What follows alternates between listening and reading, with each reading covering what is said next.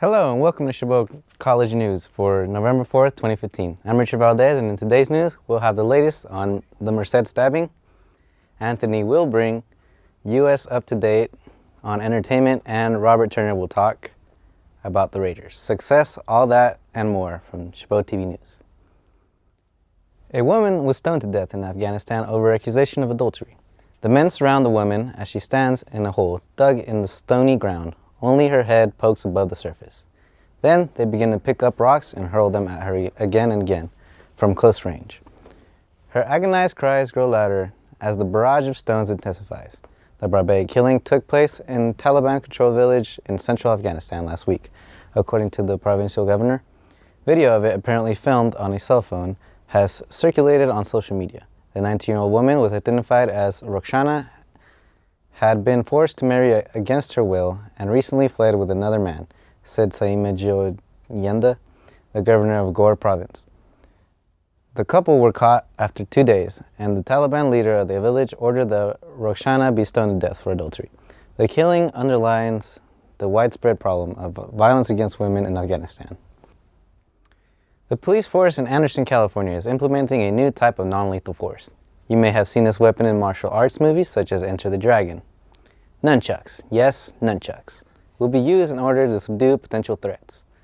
Though nunchucks will not replace batons, they will be a safer alternative. As many as 200 departments in the 80s and 90s used nunchucks as a safer deterrent, which greatly lowered the number of officer and suspect injuries.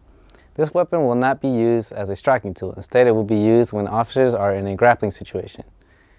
Now, let's head to Anthony for the latest on entertainment.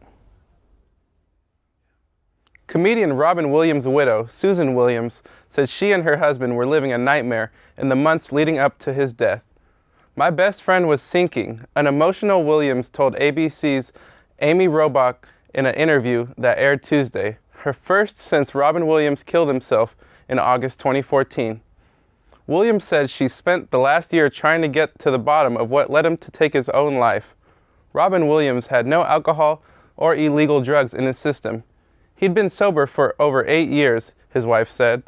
What drove her husband to suicide was what was going on in his brain, Williams said. They called it chemical warfare. In Robin Williams' autopsy, Lewy body dementia was discovered. As Lewy bodies form and take over different parts of the brain affecting body movement, mind, and mood, patients suffering from LBD experience symptoms of a person with both Alzheimer's and Parkinson's. Following his death, Susan seen her husband and told him, "I forgive you 50 billion% with all my heart. You're the bravest man I've ever known." Lil Wayne's Miami home was raided by police on Tuesday. Though he was not present at the time of the raid, the rapper owes $2 million to Signature Group, a private jet leasing company, due to the lack of utility payments. $200,000 of which is attorney fees, with the rest coming directly from Wayne's assets.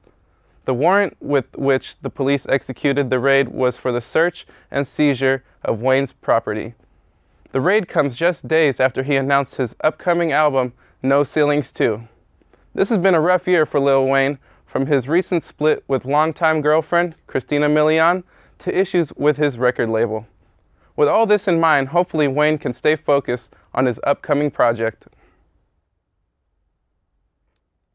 California health officials on Tuesday warned people to avoid eating Dungeness and rock crabs that contain dangerous levels of neurotoxin linked to the massive algae bloom of the West Coast.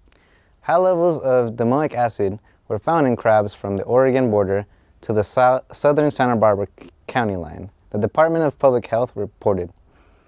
In several poisoning cases, the neurotoxin can cause seizures, coma, or death. It was unclear how much impact the health warning might have on California crabbing, which is estimated to bring in at least 60 million commercially, said Jordan Traverso, a spokeswoman at the California Department of Fish and Wildlife. On Wednesday morning, fisherman Palak Ung was crossing his fingers that the lab tests would come back soon, showing the toxin levels were gone down. "We're just waiting," he said. "We can't control this. The ocean, it's its nature. We have no plan." 5 people were stabbed Wednesday at the University of California, Merced, the school announced via Twitter. The suspect was shot by police and later died. The UC Merced Police Department said the victims were attacked in front of the classroom and office building, the school said in a statement. The school initially reported that the 5 victims were students, but later said that not all the victims were students. The campus has been closed and classes were canceled, according to the university. The situation is under control, the school said Wednesday morning.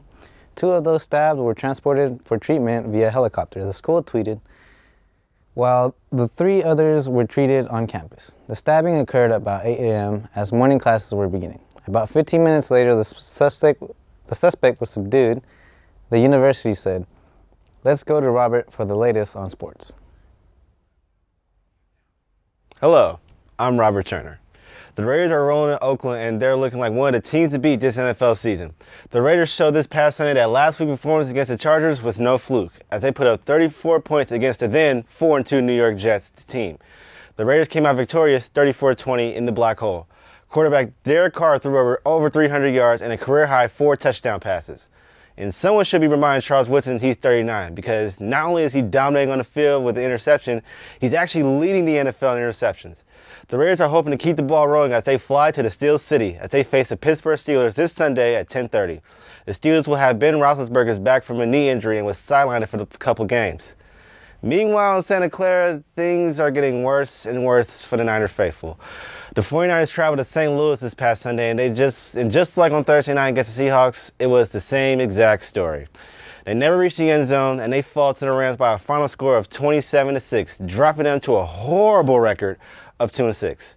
After this nightmare of the game, the 49ers are now going to bench quarterback Colin Kaepernick. They will bring in backup quarterback Blaine Gabbert. And if it wasn't enough heartache for the Niners, they also trade away tight end Vernon Davis to the Denver Broncos for a 7th-round pick. All Niners fans can do is pray for the rest of the season. Hopefully the Niners can get a warm welcome home if they face a 6-2 Atlanta Falcons. The Niners have won the last 2 meetings against the Falcons. That's it for Chabot News this week. Thanks to all the students and staff in the Mass Communications Department here at Chabot College for making all this production possible. You can watch us anytime online at ChabotTV.net. Stay tuned on KCTH 27 on Comcast for more Chabot TV.